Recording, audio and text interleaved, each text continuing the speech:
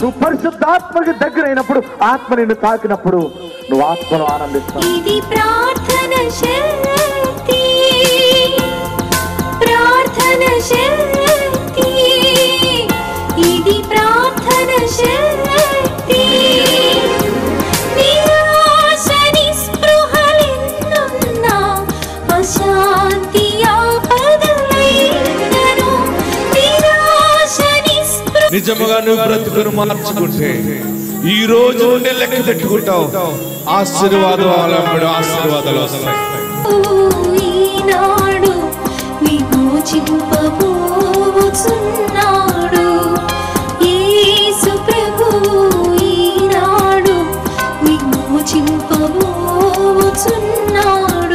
ఆకాశమందున్న మన దేవుడు మన ప్రార్థన ఆలకించును. ఆకాశమందున్న మన దేవుడు మన ప్రార్థన ఆలకించును.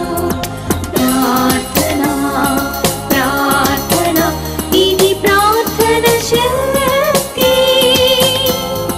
ప్రార్థన, ప్రార్థన, ఇది ప్రార్థన శక్తి. ఇది ప్రార్థన శక్తి, ఇది ప్రార్థన శక్తి. ప్రార్థనా శక్తి తైలాభిషేక ఆదివారపు ఆరాధన. సమయం ఉదయం 8:30 గంటల నుండి. స్థలం వైస్రాయ్ గార్డెన్స్, జూబ్లీ బస్టాండ్ ఎదురుగా, సికింద్రాబాద్.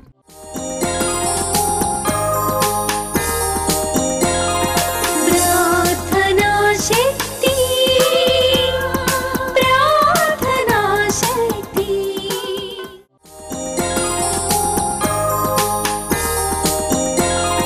ప్రార్థనా శక్తి, ప్రార్థనా శక్తి.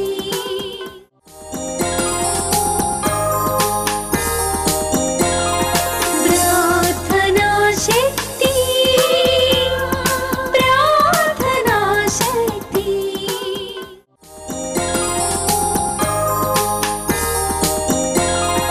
ప్రార్థనా శక్తి, ప్రార్థనా శక్తి.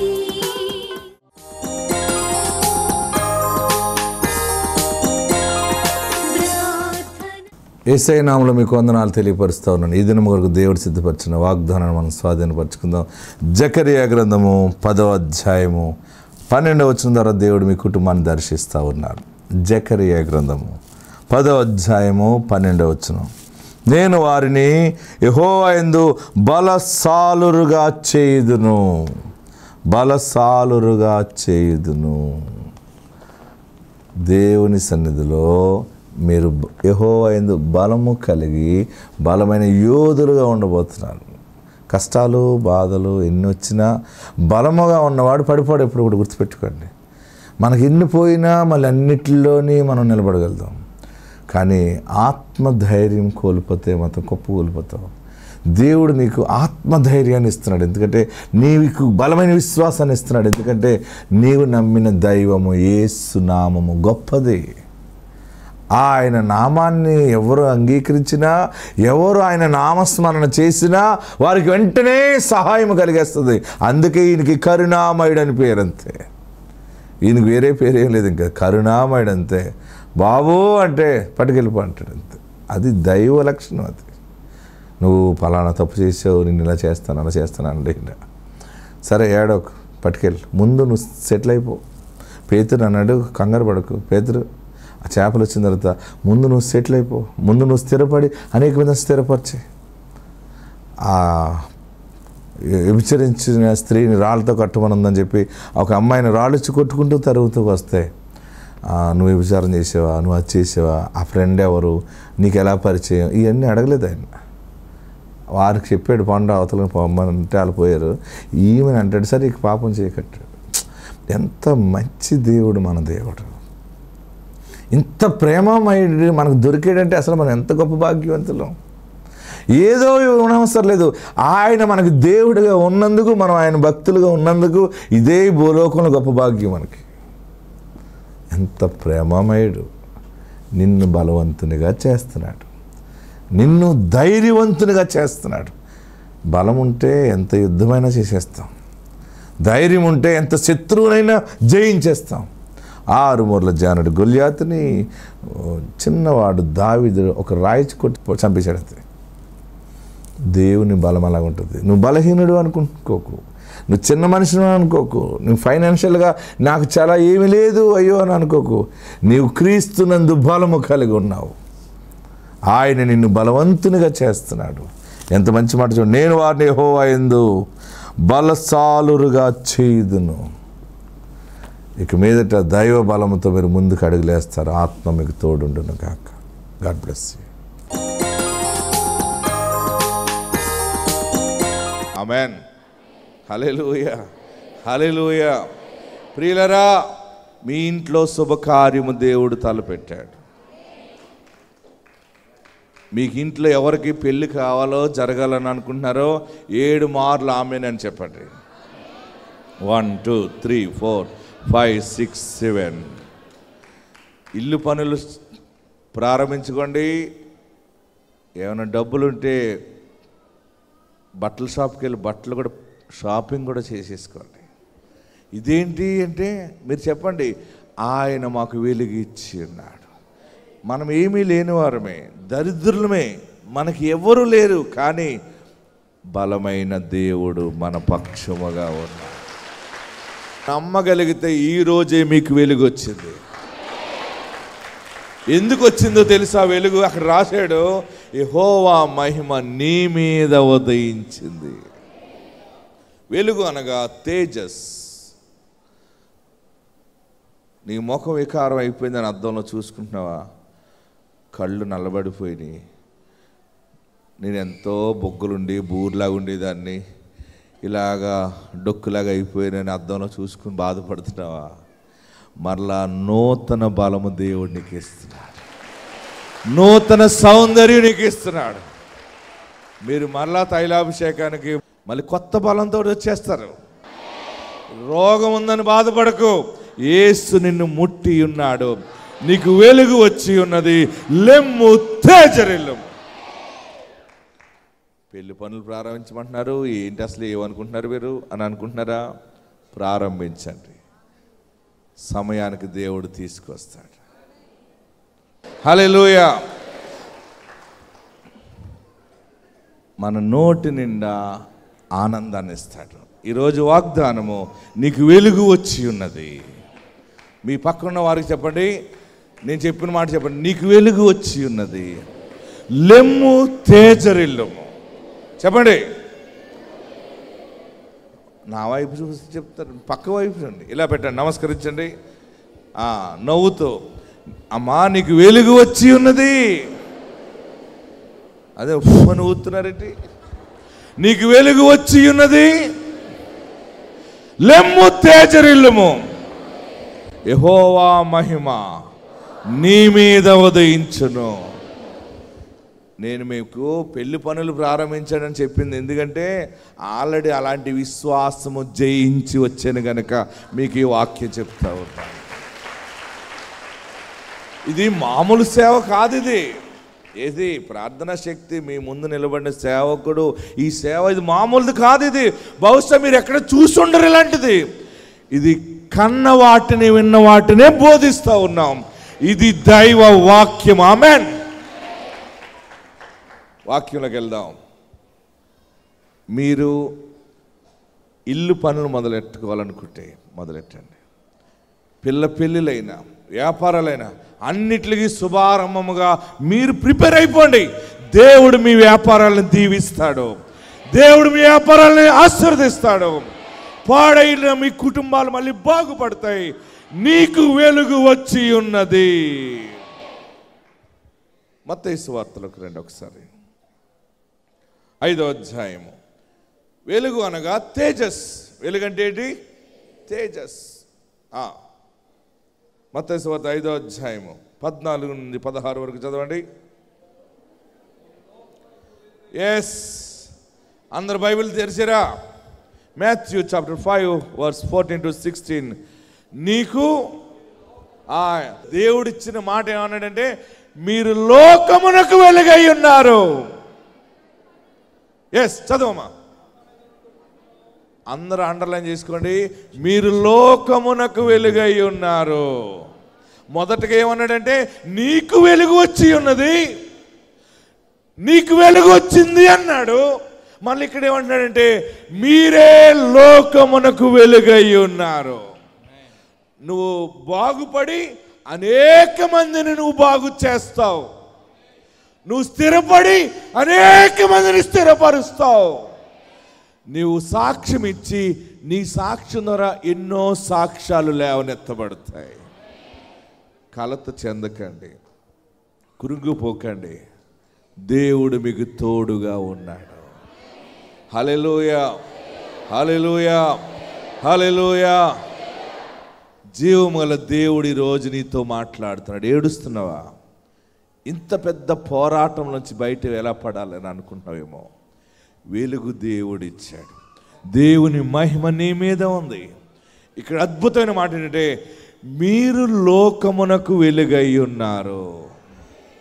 నీవే వెలుగుగా నీ గ్రామములో, నీ స్వజనుల మధ్య, నీ వీధిలో, నీ పేటలో, నీ టౌన్లో, నీ సిటీలో నీ ఒక స్పెషల్ ఇల్లు కడతావు. ఒక ప్రత్యేకమైనటువంటి సాక్షిగా ఉంటే నీ దగ్గరికి గ్రామ పెద్దలు వస్తారు, రాజులు నీ దగ్గరికి వస్తారు. అక్కడ ఏమన్నాడు? యెషయా గ్రంథం 60వ అధ్యాయంలో 3వ వచనంలో జనములు, అక్కడ ఏమన్నాడు చదవండి, జనములు నీ వెలుగునకు వచ్చెదరు. ఎస్, గట్టిగా చెప్పండి అందరూ కూడా. రాజులు, రాజులు నీ ఎత్తుకు వస్తారు. ఆ వెలుగు అలాంటిది అనమాట. మీ ఇంటికి రాజులు వస్తారు. రాజులు అంటే ఇక్కడ ఉన్న రాజులు కాదు, గొప్ప గొప్ప ధనికులు, పాలకులు, ఎమ్మెల్యేలు, మినిస్టర్లు, పంచాయతీ ప్రెసిడెంట్ అందరూ నీ ఇంటికి వచ్చే మాట్లాడాలి. ఏమీ లేకపోయినా దేవుని వెలుగు ద్వారా నువ్వు ప్రకాశించబడుతున్నావు. నీ నోటి మాటే వజ్రాల మూట అయిపోతుంది. దేవుడు నిన్ను ఎన్నుకున్నాడు. ఆమేన్. నీకు వెలుగు వచ్చి ఉన్నది. ఎంత ఏడుస్తున్నావో, ఎంత గుండె పగిలేలా బాధతోటి దిగమింగుకొని ఇక్కడికి వచ్చావో, దేవుడు నిన్ను చూశాడు. దూరంగా ఉండి వాక్యం వింటున్నా నీతోనే మాట్లాడుతున్నాడు. ఇంతవరకు చీకటిలో ఉన్నవేమో, రోగం అనే చీకటి, అప్పులు, ఏ మార్గము కనబడకపోవటం, ఎవరు సరైన ఆలోచన చెప్పకపోవటం, ఏ దారి లేదని జీవితమే గమ్యం ఏమైపోతుందో తెలియకుండా ఉన్న నీకు ఆయన వెలుగిచ్చి, రెండోది ఏమంటాడంటే నిన్ను అనేక మందికి వెలుగుగా చేస్తున్నాడు. అంటే నీకే ఆధారం లేదనుకుంటున్నావు, నీకు ఆధారం దొరుకుతుంది. నీవు 10 మందికి ఉద్యోగాలు ఇస్తావు, నీవు 10 మందికి ఉద్యోగం ఇస్తావు, అనేక మందికి అన్నం పెడతావు, నీవు ధర్మ కార్యాలు చేస్తావు. దేవుని వెలుగు నీ మీదకి వచ్చి ఉన్నది. హల్లెలూయా, హల్లెలూయా. ఒంటరి అయిపోయిన ఏడవద్దు. మీరు ఈరోజు మర్చిపోలేని రోజు మీకు ఇది. ఆమేన్. పరిశుద్ధాత్ముడు మీ అందరినీ బ్లెస్ చేస్తున్నాడు. మీరు సూసైడ్ చేసుకోవాలని అనుకోకండి, చనిపోవాలని అనుకోకండి. నేనున్నాను, ప్రార్థిస్తున్నాను, ప్రవచిస్తున్నాను. దేవుడు ఆశీర్వదించబోతా ఉన్నాడు. మీకు వెలుగు వచ్చి ఉన్నది, నీకు వెలుగు వచ్చి ఉన్నది. లెమ్ము తేజరిల్లుము. నీకు వెలుగు వచ్చి ఉన్నది. లెమ్ము తేజరిల్లుము. యెహోవా మహిమ నీ మీద ఉదయించును. హల్లెలూయా, హల్లెలూయా, హల్లెలూయా. ఆమేన్. ఏడవకండి, మీకు వెలుగు వచ్చి ఉన్నది. మీ అప్పులన్నీ తీరిపోతాయి. అంటే ఒక్క పైసా అప్పు ఉండదు నీకు, అంతే. నీ ఇంట్లో డబ్బు ఉంటుంది, నీ ఒంటి మీద బంగారం ఉంటుంది, నీ హృదయంలో సంతోషం ఉంటుంది. యేసు రక్షణ నీ ఇంటి మీద ఉంటుంది. యేసు రక్త ప్రాకారముని ఇంటి చుట్టూ ఉంటుంది. యేసు రక్త ప్రోక్షణ నీకు ఉంటుంది. భయపడకండి, ఏ ఇబ్బందులున్నా భయపడకండి. ఇదే దేవుని తేజస్సు మీకు ఇస్తున్నాడు. నేను తైలముతో మీ మీద హస్తనిక్షేపణ చేస్తాను. మీరు తేజస్సుగా ఉంటారు. దేవుడే మీ మీదకి వస్తాడు అంతే. అక్కడ చదవండి మాట, మీరు లోకమునకు, అంటే మీరు లోకమునకు ధనవంతులయ్యారు, మీరు లోకమునకు రక్షణ సాక్ష్యమైపోయారు, మీరు లోకమునకు భాగ్యవంతులైపోతారు అంతే. వెలుగుగా ఉన్నావు కనుక చీకటిలో ఉన్నవాడు వెలుగులోకి వస్తాడు. నీవు ఎలాగ బాధల్లో నుండి యేసయ్యలోకి వచ్చి బాగుపడ్డావో, బాధలలో ఉన్నవాడికి నీవు వెలుగుగా ఆశ్రయమిస్తావు. చదవండి అన్నమాట. ఎస్, మీరు లోకమునకు వెలుగై ఉన్నారు. మీరు లోకమునకు వెలుగై ఉన్నారు. కొండ మీద నుండి పట్టణము అండర్లైన్ చేసుకోండి. కొండ మీద ఉన్న పట్టణము మరుగై ఉండనేరదు. మనుషులు, ఆమేన్. చూడండి, మీ వెలుగు ఎలాగుంటుందంటే ఎక్కడున్న వాడికైనా కనబడుతుంది. అది ఏ ప్రాంతంలో ఉన్నవారైనా నీ బిడ్డ గురించి సాక్ష్యం ఇస్తారు. పలానా వాని కుమార్తె అండి, పలానా వాని కుమారుడండి, అంతగా వాడబడుతున్నాడు, అక్కడ పాలన చేస్తున్నాడు, ఇక్కడ పరిపాలిస్తూ ఉన్నారు. ఏమీ లేదు, నా జీవితం నాశనం అయిపోయిందని ఏడుస్తున్న నీతోని దేవుడు మాట్లాడుతున్నాడు. నీకు వెలుగు వచ్చి ఉన్నది. నీ జీవితం ఎలాగుంటుంది? వెలుగు వచ్చినప్పుడు కొండ మీద పట్టణము, ఎక్కడ? కొండ మీద పట్టణము ఎవరికి మరుగుగా ఉండదు. వెలుగు లేనప్పుడు ఎలా ఉంటామో తెలుసా అండి? కొండ ఎక్కబుద్ది కాదు. అప్పులు అయిపోతే ఎక్కడికి వెళ్ళిపోతాం తెలుసా అండి? గూతులోకి వెళ్ళి దోకోవాలనిపిస్తుంది. అప్పులోడు వచ్చేస్తాడేమో. అప్పులోళ్ళు వస్తారని చెప్పి ఏం చేస్తామంటే దూరముగా వెళ్ళిపోతాం, పొలాల్లోకి పోతుంటాం, లేదా గొయ్యి తీసుకుని దాక్కుంటాం, మెట్ల కింద దాక్కుంటాం. మొన్న ఒక ఇంటికి వెళ్ళాను, సువార్తకి వెళ్దామని వెళ్తే సువార్త చేస్తున్నప్పుడు ఒక 2 గంటలు పోయాక అసలు ఏం జరుగుతుందని, అసలు ఏంటి ఆ మెట్ల కిందకి వెళ్ళిపోయాడు ఏంటి అని చూస్తే ఎందుకు ఫైనాన్స్ కూడా వచ్చాడని వెళ్ళిపోయాడు అందులోకి. ఏంటి సెట్ సీట్ కట్టడానికి డబ్బులు లేక ఆడు వస్తే లేడని చెప్పడానికి, పాస్టర్ గారు సెట్ సీట్ కట్టడానికి డబ్బులు లేవండి. ఎంత ఏంటన్నాను, ప్రతి వారం 200 కట్టాలండి ఆడికి. ఎంత? 200 లేక లేవంటే ఊరుకోడండి. అలా దోకున్నానండి. మా దరిద్రం పోయిలో ప్రార్థన చేయండి అన్నాడు. అంతే, ప్రార్థన చేసి వచ్చాను. ఆ మనుషుడు నెలకు 5,000 దశమ భాగం వేస్తున్నాడు ఈరోజు తైలాభిషేకం. దశమ భాగం 5,000 వేస్తున్నాడంటే ఎంత వస్తుంది అక్కడ? దశమ భాగాలు మీ సంఘాలకు వెళ్తున్నారు కదా, మీరు అక్కడ వేసుకోండి. ఆమేన్, హల్లెలూయా.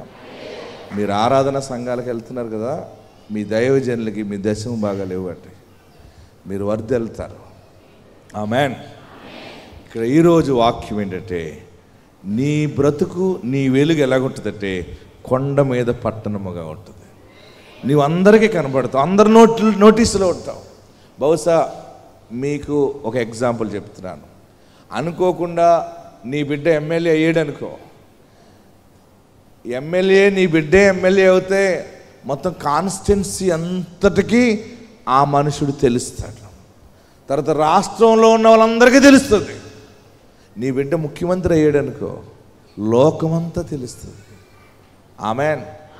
నీ బిడ్డ ప్రధాని అయ్యాడు అనుకో, లోకమంతా తెలుస్తుంది. ఏమీ లేకపోయినా ఆశీర్వాదము అలాగ ఆవరించిందంటే ఒక్కసారి నీ గుమ్మంలోకి వచ్చి పడిపోతుంది. భయపడకండి, నీకు వెలుగు వచ్చి ఉన్నది. అందరు తలలు వంచండి, అందరు లేచి నిలవబడి బలమైన ఆశీర్వాదంతో నువ్వు వెళ్ళబోతున్నావు. ఇక మీదట నీ వెలుగు కొండ మీద పట్టణముగా ఉండబోతా ఉంది. కొండ మీద పట్టణము ఎలా మరుగుగా లేకుండా అందరికీ కనబడుతుందో, నీ గొప్ప మేడ, నీ గొప్ప శుభకార్యము ప్రజలందరికీ తెలుస్తుంది. అయ్యో ఎంతో ఏడ్చారు, ఎంతో బాధపడ్డారు, దేవుడే వారిని ఆశీర్వదించాడు. ఈ పొలం ఎవరిది? ఫలానా వారిది. ఈ ఇల్లు ఎవరిది? ఫలానా వారిది. ఈ కారు ఎవరిది? ఫలానా వారిది. వారికి ఎలాగొచ్చింది? యేసయ్య వారిని ఆశీర్వదించాడు. అందరూ లేచి నిలబడి, చనిపోతున్నానేమో, ఆరోగ్యం పాడైందని అనుకున్నామేమో, ఈ వాగ్దానాలన్నీ నీ జీవితంలో నెరవేరిపోతున్నాయి. నెరవేర్పు ప్రారంభమైంది. మళ్ళీ కొత్త చిగురు పడతావు. కొత్త అవకాశాలు దేవుడు ఇవ్వటం మొదలుపెట్టాడు. ఎక్కడున్నవారు అక్కడ లేచి నిలబడి 2 చేతులు ఆకాశం వైపు చాపి, నీకు వెలుగు వచ్చి ఉన్నదని దేవుడు చెప్తున్నాడు. ఎక్కడున్నవారు అక్కడే 2 చేతులు ఆకాశం వైపు చాపండి, తలలు పైకెత్తండి. అయ్యా, నీకు విరోధంగా నేను ఏదైనా పాపం చేసేనా? అయ్యా, నీకు విరోధంగా నేను ఏదైనా తప్పిదము చేసేనా? నా పాపాలు క్షమించు బాబు, నన్ను పరిశుద్ధపరచు బాబు. ఈరోజు నీ వర్తమానం ద్వారా మాట్లాడావు, నీ వాగ్దానం ద్వారా ఆశీర్వదించావు, మహాబలం ఇచ్చావు నాకు. నేను ప్రకటిస్తున్నాను, మీరు ఆమేన్ ఆమేన్ అంటూనండి. నీకు వెలుగు వచ్చి ఉన్నది. లెమ్ము తేజరెల్లుము, యెహోవా మహిమ నీ మీద ఉదయించును. జనములు నీ వెలుగునకు వచ్చెదరు, రాజులు నీ వెలుగునకు వచ్చెదరు. చేతులు దించండి, నమస్కరించండి, తలలు పైకెత్తండి. కష్టంలో ఉన్నావా? ఆవేదనగా ఉందా? మనసంతా గాయమైపోయిందా? యేసుని స్మరించు, యేసుని పూజించు. శ్రమ, దరిద్రము అంత కొట్టివేయబడుతుంది. పరిశుద్ధాత్ముడు నీ పక్షముగా ఉన్నాడు. దేవునికి విరోధంగా ఏదైనా మాట్లాడేవా? దేవునికి విరోధంగా ఏదైనా పాపం చేసేవా? ఒకవేళ చేస్తుంటే నన్ను క్షమించు బాబు అని అడుగు. నన్ను పరిశుద్ధపరచు. నన్ను వెలిగిస్తున్నావా? అనేక మందికి నన్ను వెలుగుగా చేస్తున్నావా? నీ వెలుగు నాకు ఇస్తున్నావా బాబు? మీరు లోకమునకు వెలుగై ఉన్నారు. ముందుగా నీకు వెలుగు వచ్చి ఉన్నది అని చెప్పాడు. రెండవదిగా నీవే లోకమునకు వెలుగుగా ఉన్నావు అన్నాడు. ఆ వెలుగు కొండ మీద పట్టణం వలె ఉంటుంది అన్నాడు. నీ పాపాలన్నీ క్షమించబడుతున్నాయి. నీ దుర్మార్గత క్షమించబడతా ఉంది. ఇక నేను పవిత్రంగా జీవిస్తాను, పరిశుద్ధంగా జీవిస్తాను అని తీర్మానం చేసుకో. ఒక బలమైన శక్తితో వెళ్తావు. ఇక్కడ నుంచి ఒక తైలము ప్రతిష్ఠ చేసి నీ శిరస్సు మీద హస్త నిక్షేపణ చేసి ఒక బలమైన వెలుగుగా వెళ్తావు. నీ కుటుంబం అంతా నీ సొంత కారులో తైలాభిషేకానికి వస్తావు. కొంత భూమి కలిగి ఉంటావు, నూతన గృహము కలిగి ఉంటావు, అనేక మందికి ఆరోగ్యం కలిగిన సాక్ష్యం ఇస్తావు. దేవుని వెలుగు నీ మీద ఉంది. నీ బిడ్డ జీవితంలో గొప్ప కార్యము చూడబోతున్నావు. అందరూ ప్రార్థనలో ఉండండి. అందరూ ప్రార్థనలో ఉండండి. తల పైకెత్తి కళ్ళు మూసుకుని చేతులు జోడించి యేసుని రక్షకుడుగా స్వీకరించండి. యేసయ్య పాపాలు క్షమిస్తాడు. యేసయ్య రోగాన్ని తొలగిస్తాడు, మనశ్శాంతిని ఇస్తాడు, నెమ్మదిని ఇస్తాడు. అందరూ 2 చేతులు పైకెత్తి, నాకు కావాలి యేసయ్య, నీవు కావాలి యేసయ్య, నా గుండె నిండా ఉండాలి, నా శిరస్సు నుండి పాదం వరకు నీ మహిమ ఉండాలని అడగండి. హల్లెలూయా, హల్లెలూయా.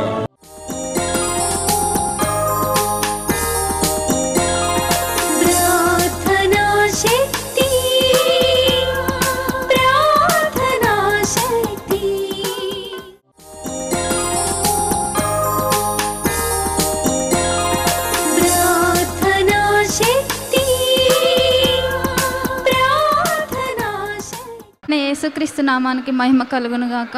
ఇస్సాకయ్య గారికి నా వందనాలు. మేము భద్రాచలం నుండి వచ్చామండి. నా పేరు లావణ్య, మా హస్బెండ్ వినయ్. పెళ్ళైన 1.5 year వరకు నాకు పీరియడ్స్ ఆగాయి. హాస్పిటల్కి వెళ్దామనేసరికి బ్లీడింగ్ అయిపోయేది గడ్డలు గడ్డలుగా. మా ఆయన వచ్చారు కొత్తగూడెంలో తైలాభిషేకానికి. అదే నెలలో నేను కన్సీవ్ అయ్యాను. హాస్పిటల్కి వెళ్ళినప్పుడు పెద్ద బాబు కడుపులో ఉన్నప్పుడు కరోనా అటాక్ అయింది. బేబీకి హార్ట్ బీట్ కూడా ఆగిపోయింది. నైట్కి నైట్ హాస్పిటల్కి వెళ్ళినప్పుడు వాళ్ళు 1.5 hour ట్రై చేసి అది నార్మల్ డెలివరీ అయిద్దాం అనుకున్నాను, కానీ ఆపరేషన్ అయింది. అయినా దేవుడు మమ్మల్ని ఇద్దరిని సజీవులుగా ఉంచాడు. అప్పుడు ఆపరేషన్ అయినప్పుడు డాక్టర్లు ఏం చెప్పారంటే గర్భసంచి అంతా ఇన్ఫెక్షన్ వచ్చింది, 4 సంవత్సరాల వరకు గ్యాప్ తీసుకోవాలి అన్నారు. కానీ నేను అనుకున్న, ప్రభువా సృష్టించిన వాడు నీవు, సైన్యములకు అధిపతివి, సైన్స్ని తారుమారు చేయగలిగిన దేవుడవు నీవు అని నేను అనుకున్నా. ఇస్సాకయ్య గారి సాక్ష్యాన్ని బట్టి కనని గర్భమా గొడ్రాల పిల్లల్ని కనదానా జయగీతం ఎత్తి పాడుము, కుమార్ల సంతోషం గల తల్లిగా నేను చేస్తున్నాను, సృష్టించిన వాడు నేను నీ గర్భాన్ని మూస్తానా అని ప్రభువు నాకు గర్భఫలం ఫస్ట్ ఇవ్వకముందే మాట్లాడారు. ఈ మాటను బట్టి ప్రభు నాకు కుమారుడిని ఇచ్చాడు. మళ్ళీ డాక్టర్ల మాటను బట్టి నేనేం పట్టించుకోలేదు. ఇక్కడికి తైలాభిషేకానికి పోయిన నవంబర్లో వచ్చాను. జనవరి కల్లా నాకు మళ్ళీ 2వ బాబు కన్సీవ్ అయ్యాను. ప్రభు నాకు 2 కుమారులను క్షేమంగా ఇచ్చి ఆయన ఇచ్చిన మాట నెరవేర్చుకున్నాడు. కుమారుల సంతోషం గల తల్లిగా నన్ను చేసిన దేవునికి యుగ యుగములు రుణపడి మహిమగంత ప్రభావాలు చెల్లునుగాక.